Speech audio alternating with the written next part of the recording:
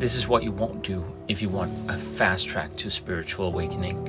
Actually, a lot of people out there are actually on the fast track to spiritual awakening because of one thing. They have been living with a narcissistic person or someone with very high narcissistic behaviors. In most cases, it's actually people's parents. So that could look like people gaslighting you. It could be that they will take power and have power, hold power over you, and will almost be so competitive in any sense of the word that you will never actually feel that they're really listening or respecting you or loving you, but somehow they also make you feel good sometimes.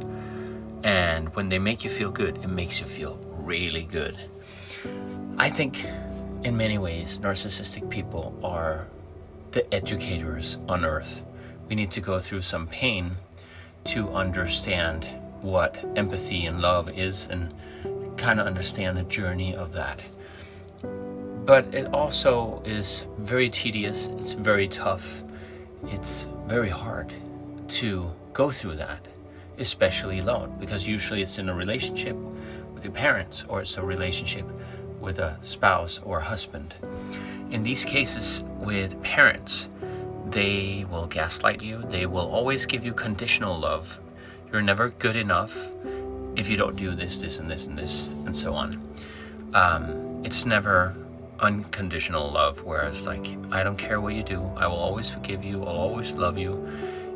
Narcissistic people tend to give you this feeling that if you don't fall in line, something really bad is going to happen. Some of them are mostly not that harmful, but the worst thing for a narcissist is to be found out. Absolute worst. There's nothing worse than that. It's like losing their life. That's like, this is dying, and this is like, and this is dying, and this is being found out. So to really understand a narcissist is, you will never understand them. So let's be very clear in that. And you can feel so stupid that you didn't see it coming, and they will make you feel like everything's your fault, and it will make you feel like you were the one that was dramatic or causing the problems, causing drama. But in fact, it was their behavior that led you there, and what you did and the way that you behaved was very normal. But the problem is, they're so good at manipulating, so they'll tell you it's all you. And this is where most people lose themselves. And during losing yourself, you'll start your spiritual journey often, awakening, understanding that these people are not to be reasoned with. They will gaslight you and tell you things are not the way you see them. They will hold power as long as possible. And the worst thing is that when they lose power, they will they'll do big drama, and they'll step over your boundaries, their own boundaries. They'll do things that they will regret, but they will never admit to, and they will never say sorry for anything that they ever did. They will tell you that they would have been sorry if it wasn't you that caused all the problems. That's something that's pushing on, and it's so tedious, it's so tough to go through. But I understand that what I learned from all the narcissists that I've met in my life, because my dad was one, and so I somehow attracted that. And what happens often to people who lived in a relationship with their parents like this, that we tend to please them, become healers, empathetic healers that always wants to fix them, always wants to save them, and we don't like to see them suffer.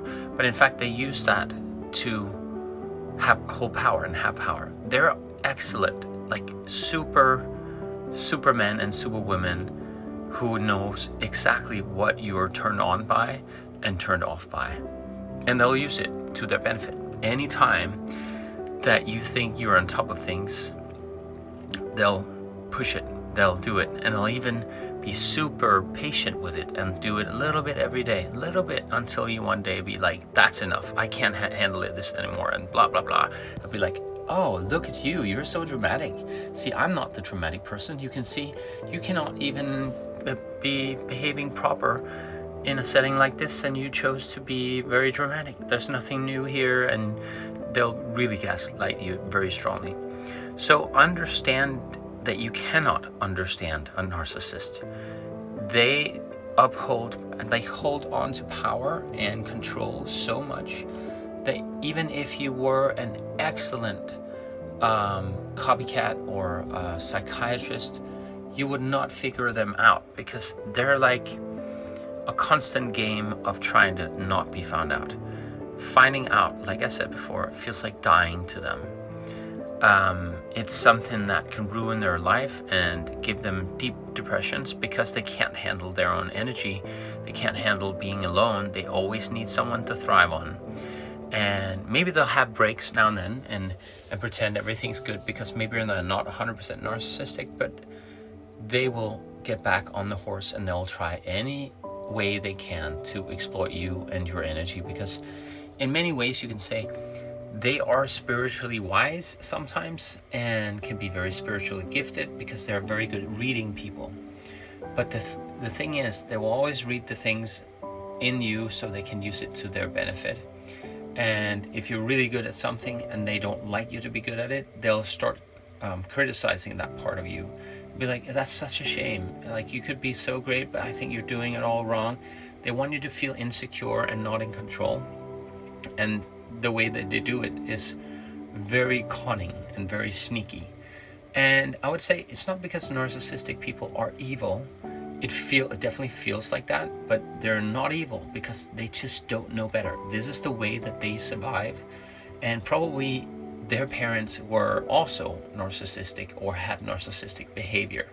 So very often they would say things like, my dad would say this to me: I love you, but I don't respect you. Or I respect you, but I don't love you. Or if you only did this, you could become a good son. Or why aren't you more like your brother? Things like that will keep pushing you to try to do better and do better and do better. And they will try to manipulate any aspect of that to see if they can make you feel down or out or frustrated, because then they can hold that against you and then always pretend to be as soon as you raise your voice, they will lower theirs and be like, why are you making such a fuss out of this? That's very strange. Why are you so angry? It makes no sense. And like, they'll be very much like that, because there's many different types of narcissistic people. Narcissistic people can also be very subtle, and I was in a relationship with one, many of them actually, and they can be very subtle and be like, oh, that's too bad. I mean, I would really love that, what you just suggested, but the way that you said it makes me feel like, no, I'm not going to do it, because you said it in a wrong way and I don't feel comfortable about it now. Or they'll say something like, I recently had this experience. She told me if I took care of her kids, I would probably kill one of them, so she could never trust me. But then 2 days later, she asked me to take care of her kids. So, and also prior to this, we knew already no kids were dying when I took care of them. But they will always have something against you, and they'll use it as a weapon, and this goes on and on forever and ever. If they want to have something on you that they can use, they will. Even someone watching this video might feel like, oh, is he talking about me? I'm going to use this thing against him. And they'll find something that you can use against him. So all the secrets and all the love that you gave them for such a long time, and all the sharing, they will use that against you to get you back, to manipulate you, to have control. It makes sense, because they don't want to be found out. It feels like dying to them. So one thing I think is so important to understand is that there's nothing wrong with you, that you try to deal with all these things and you feel stupid that you fell for it once again. But that's okay. That we all do that. Most people who are victims of, and that's my next point, most people who are victims of these things are feeling the same exact way of being, I'm so stupid, I should have seen it coming, there was red flags all over. No, you needed this lesson once again, reminded you of all this. And again, don't become the victim. The only way to shut down a narcissistic person or narcissistic behavior is to shut up, don't engage, don't try to fix anything, don't try to understand them. Release, let go. Follow for more. I'd love to talk more about this.